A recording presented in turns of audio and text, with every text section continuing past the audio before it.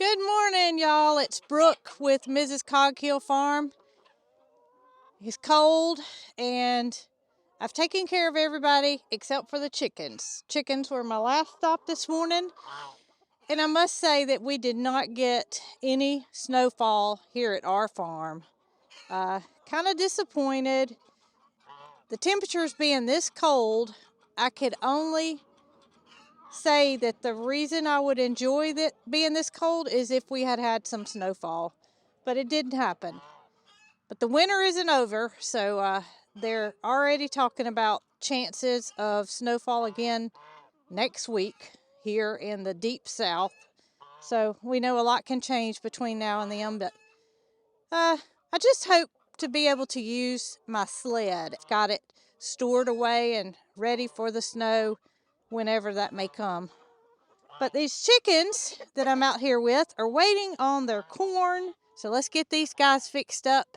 And then we're going to go out to the cow pasture where I'm going to try to get to the bottom of something that happened yesterday. And I'll show y'all what I'm talking about in just a minute. Woo, that wind is something else. So I can already see there's a couple more eggs than what I anticipated we would have this morning. I got 1, 2, that's a little bitty one. Who laid that one? 3, 4, half a dozen. Good job, girls. Nobody in the box. That might be all she wrote for today anyway. I wanted to show y'all something on this egg. Well, it fell off right at the time when I picked it up, but it's a bit of what looks like shell, and it's just a calcium deposit. A chicken did not peck that. It was a calcium deposit on the outside of the shell.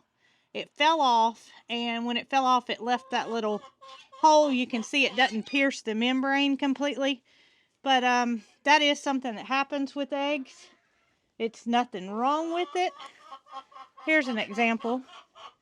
On this green egg, you can see it. It's just a little bump right there, and that is just simply a calcium buildup.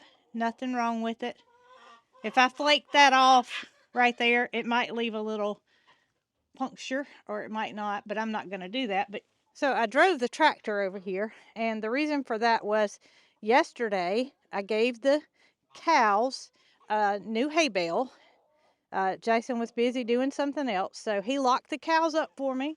I went and got the hay bale, and when I went through the pasture, something happened.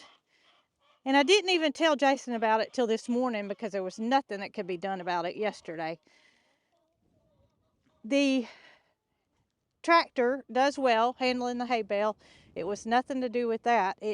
When I'm going across the pasture, all of a sudden, my tractor just about, well, it kind of came off its tires. And there was a reason for that. There was a big hole. And I thought, what in the world is that?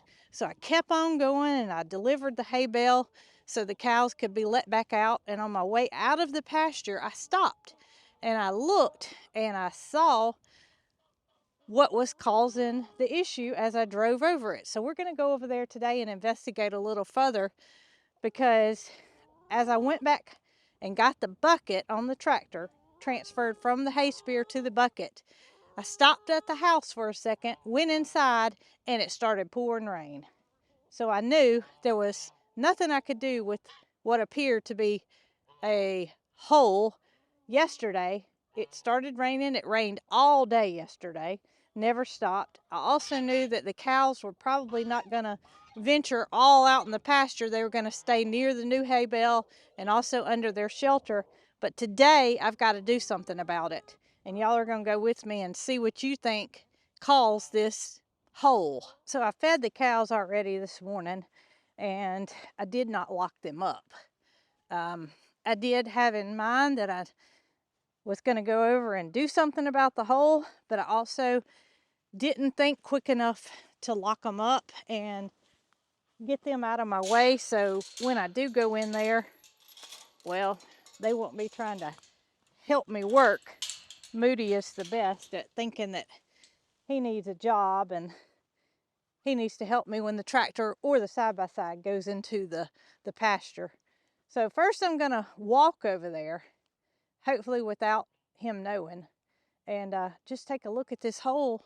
And I've got my tractor behind me. I drove it from the house. I'll come back and get it and figure out what I'm gonna do to fill in this potential leg breaker. First, I gotta figure out what I think it is. I mean, I didn't get a good look at it yesterday. Like I said, I stopped, I got off the tractor, I realized it was a hole, and I realized it shouldn't have been there, and I don't know how it got there, but I also know that I need to investigate and figure out what the potential cause is. And it may be that if the cows were to be nearby, the best thing to do might be to shut them up to eliminate them trying to help me figure out the solution. So I'm going to put the eggs in the milk room, and I'm going to grab a shovel too and see where the cows are before I take another step. I must say that Mildred scared me to death this morning. I came to feed, and every morning they know their routine.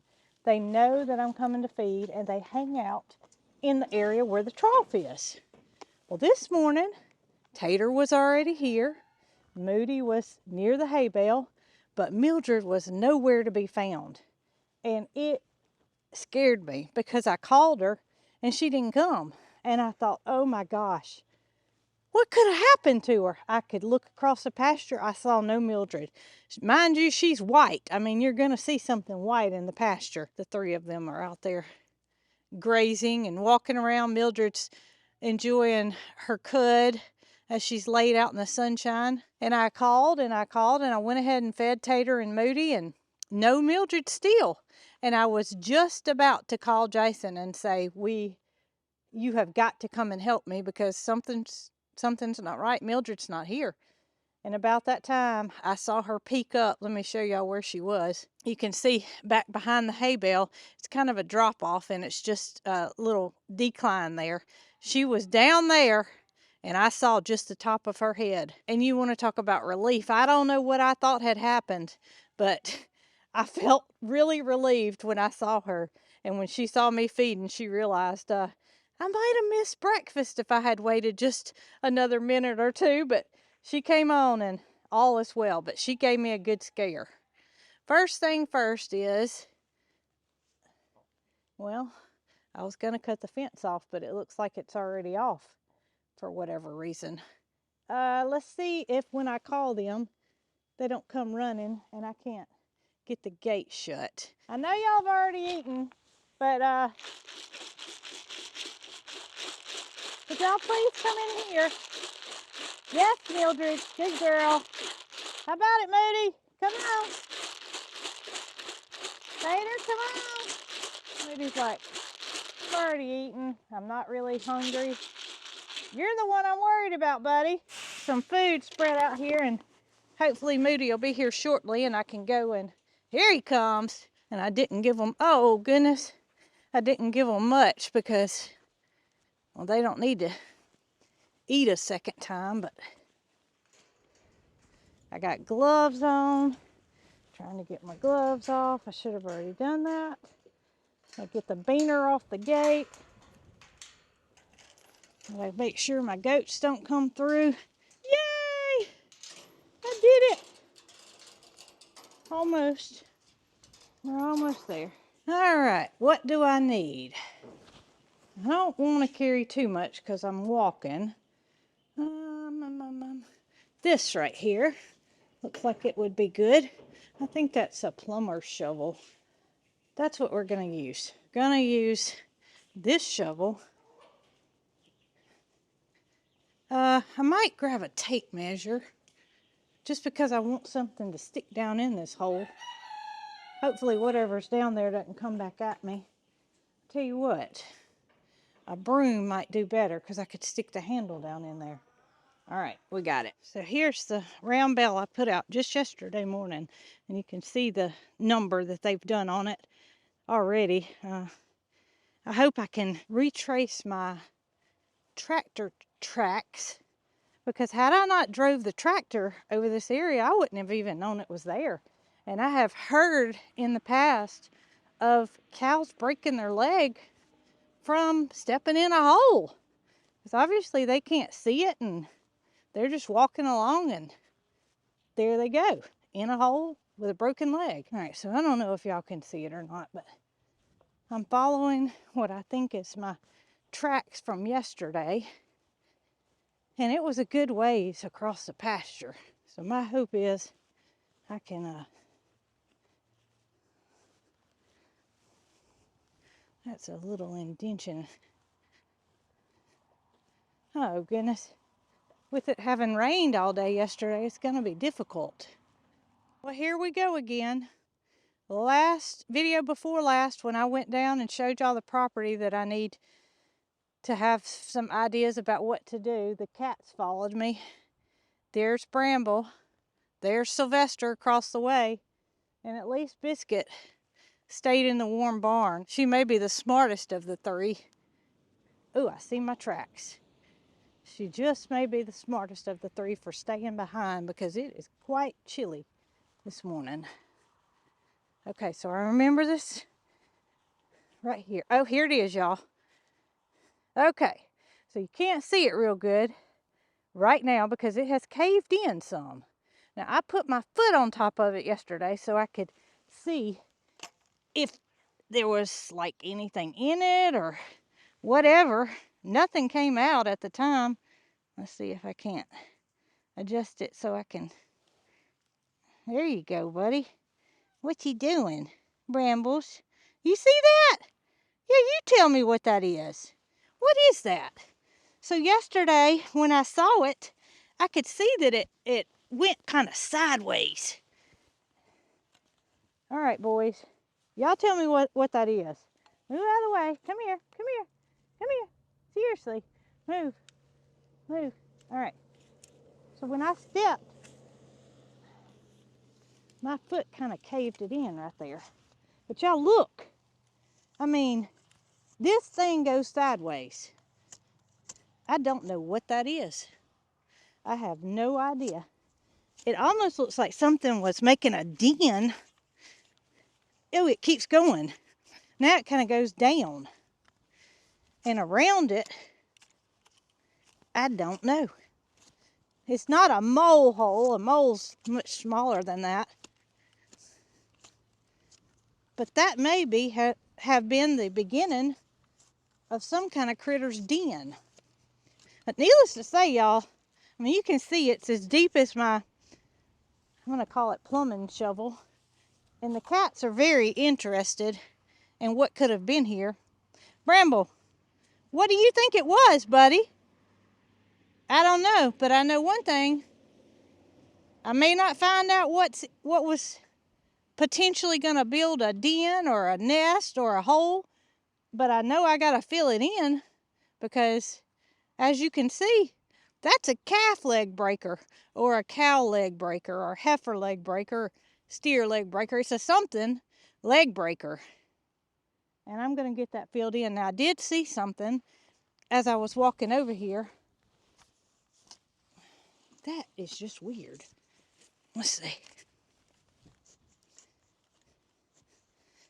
There's nothing there. It goes definitely at a angle going that way.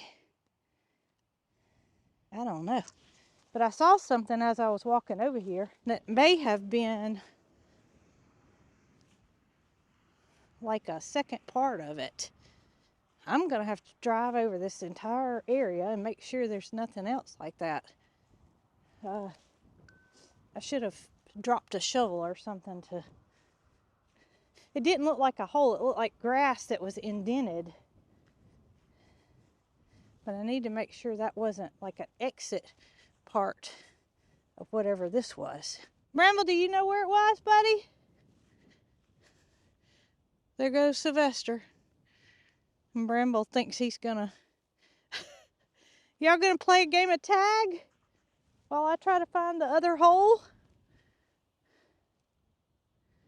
The area that I thought may have been another potential outlet for a hole was nothing more than an indention on top of the ground where the grass was kind of just an indention. So no worries about that one.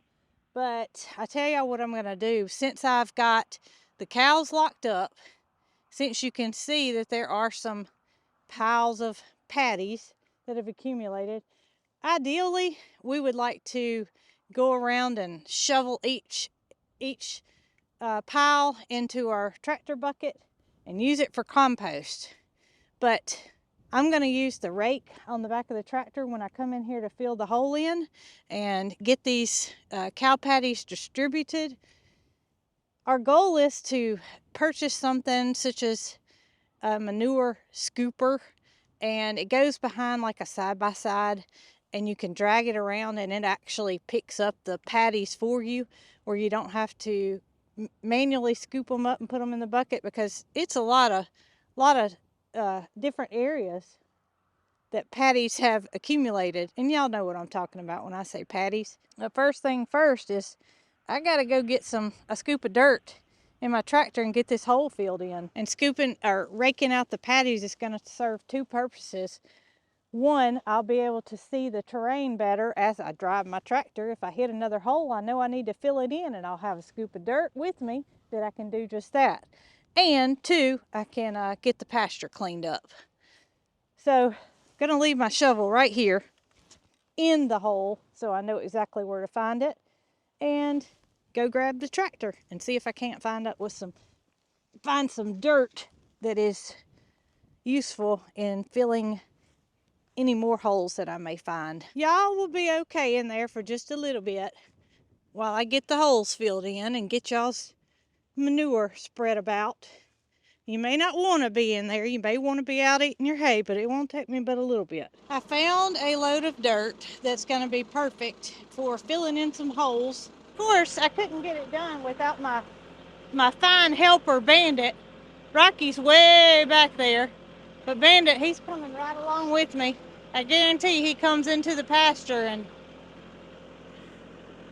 guards me and helps me while I fill these holes in.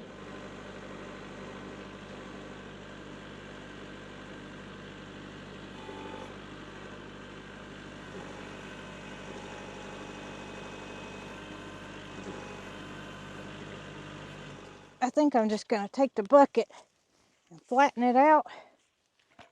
That way it'll get good and filled in. And I did go ahead and just dump the whole thing because that hole was pretty deep.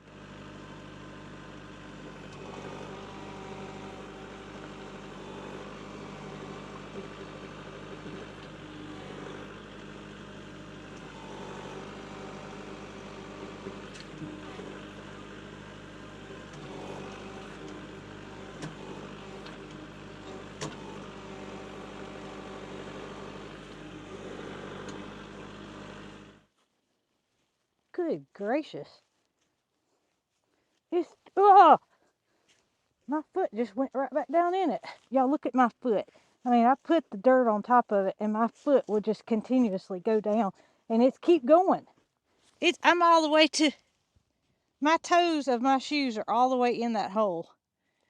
I'm gonna stick the broom handle back down in there.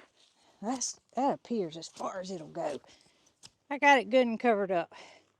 Now I'm gonna see if I can't get pasture cleaned up a little bit, raked up, and hopefully this won't happen again. I am gonna keep a check on it though. I pretty much got the whole entire pasture scraped. I challenge you to find one pile of manure that's left. Didn't take that long, and of course it's beneficial to the animals to have a clean pasture. But I did come across another hole. Are y'all ready? Here it is. So just as I was finishing up, see, I got quite a bit of grass in my rake, and there's my bodyguard, security, Secret Service Bandit. He's made his way into the pasture. But as I was just about to be finished up, making sure that I covered all the pasture to look for any more holes, check this out. I mean, this one may be a bit deeper than the last one. Let's stick this broom in here and see what we come up with. Oh my goodness, that deep. If something comes out of here, y'all are gonna see a side of me you've never seen before. And I learned something from this, and that is to not only keep my pastures clean, but to keep a check on them. That could definitely injure an animal. Get these holes filled in and just keep a check on it, make sure there's no new ones. And we're going inside to experiment with something with our freeze dryer. I'm ready to get in. It's kind of chilly out here. I've been out for too long. So y'all come on. I'm going to get this hole filled in and we're going to go inside where it's nice and toasty. Well, I want to experiment with something that I have not tried to freeze dry. And a friend of mine, Laura, over at Simply Making It, who purchased a freeze dryer this year, told me recently that her favorite thing that she has freeze dried up to this point has been mangoes.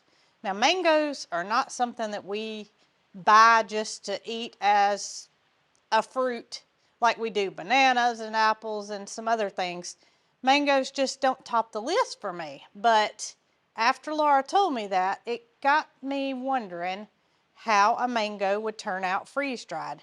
Now, I bought these because they were, first of all, on sale at the local supermarket, and I also bought a tool that is going to hopefully help me get the pit out and also peel the mangoes. I have cut mangoes up before, or helped Marycarl cut up mangoes because she likes to feed them to her birds. And so I know that getting the pit out of a mango can be quite a challenge.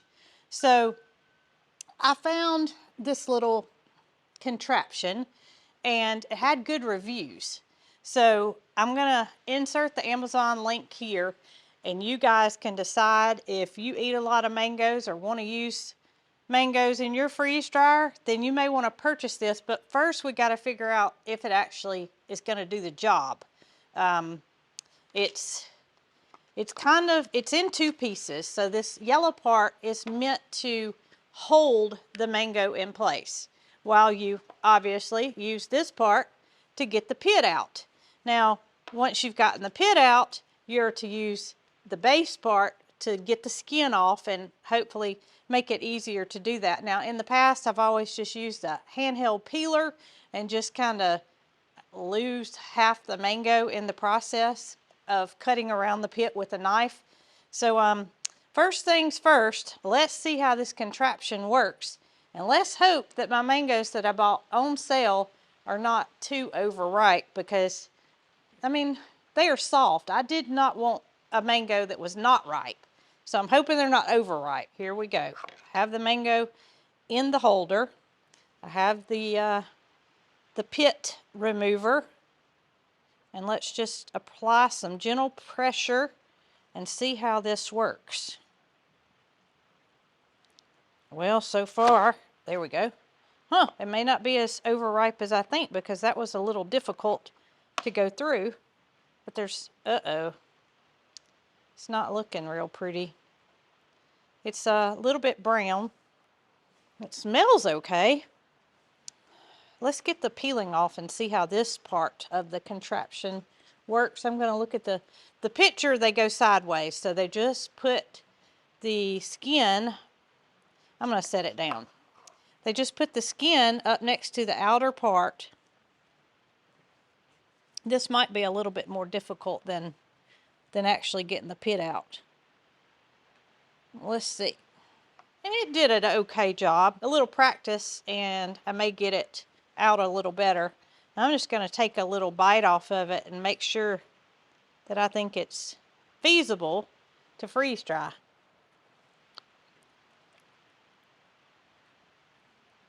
It's not too good, y'all. Well, needless to say, I bought the mangoes, so I am definitely going to cut into all of them, see if I can't salvage something. So now I'm just going to take the remaining mangoes that I have here and see if I can't get a couple of good ones. If I could fill up one tray, I'd be happy to see what the outcome is. So I got a big mess. I mean, it's a big mess. It did do exceptional with getting the pit out. However, getting the skin off. I mean, I probably should have used a peeler just to see what would have happened, but you can see the skin is very thin and it does do a good job. My advice is, unless you eat a lot of fresh mangoes, don't buy a fresh mango.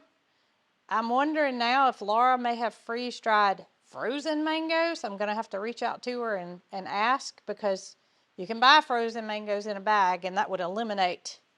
Let me just show y'all. Some of them are too ripe, some of them are too juicy. So I'm going to go through now and pick out what I think is good. I mean, there's not a lot of meat on it. Of course, this one's not looking too good, so he goes over to the side. But even the ones that are good, it's just not a lot of yield out of it. I brought my mandolin thinking I was going to be able to slice it. It's not really capable of being sliced, so I'm just going to cut it into some kind of spear shapes and put it on my freeze dryer trays. Get these little bit of pieces that I feel like are salvageable. So I ended up with 2 trays of mangoes, which isn't a lot. I mean, I bought enough where I thought I could do the entire freeze dryer, which is 5 trays. Just didn't end up that way. Another thing I wanted to say is, if whatever you're using does not taste good when it goes into the freeze dryer, such as this that is overripe, past its day, you don't want to freeze dry that, because no matter what you do, it's still going to taste bad when it comes back out. The freeze dryer doesn't change anything about the expiration, the quality of the product. It's not changing it in any way. It is preserving it, but if you put something in bad, it's going to come out bad. And the same thing goes for anything, not just fruit, but you know, if you've had leftovers in your refrigerator and you know they've been in there too long and you wouldn't eat them out of your refrigerator, freeze drying them's not going to make them any better. It's going to preserve it, yes, but it's going to preserve it in the state that it went in. I've had my freeze dryer on so it could be cooling down, and I'm not going to put this on the top and the bottom. I'm going to use the second little space here and the next to the bottom, leaving a space in between each one so the air can circulate. No idea how long this is going to take. I have a feeling with the high moisture content, it's not going to be a quick process. But I do look forward to seeing if my efforts paid off in the end. In the end, with the mangoes, if Laura said it's her favorite thing that she's freeze dried, it's got to be pretty good when it comes out. Well, it's cold outside, and I'm not taking off my get up just so I can go right back outside. Right. What do you think's gonna be the finished product taste with the mangoes? It's probably going to be pretty good. You know, I made a mistake because I started reading some forums after I did it. Uh-oh. And some people were not real impressed. But Laura at Simply Making It said it's good. She likes it. She likes it. It's her favorite thing to freeze dry. So here goes. Well, she's done great shit. I don't know. We need to reach out to her and ask her. They're ready. They're ready? They're ready. Look at there. They're ready. They're dry. All right, here goes. Are you a mango fan? Not really. Not too much. How about you? My mama is. I like them okay. My mama is a mango fan. I like that. It's really good. It's really good. Mm-hmm. That's really good. Okay, so. I'd be good in a bowl of, like if you have like just a plain, you know, bran, is that what it's called? Just, I know bland, but like bran. Bran flakes? Yeah. Bran flake cereal. Mm-hmm. Or. It's just bland. Not like Frosted Flakes. Mm-mm. This can make up for the missing sugar content. That'd be good chopped up in vanilla ice cream, too. It's really good. It kind of, it very much so, texture-wise, reminds me of peaches. Yeah. Not the pig. Peaches, the fruit, when we freeze-dried it. I was thinking the flavor is going to be intense, like strawberries, but it's not. It's not. I am glad I used the map, because I think if I hadn't, I think it would have stuck. Mm-hmm. You know what Marycarl said when I left out of the house? Bring them. Bring them home. She likes them. I said, well, I'm not going to leave them in the milk room. She likes mangoes. She does.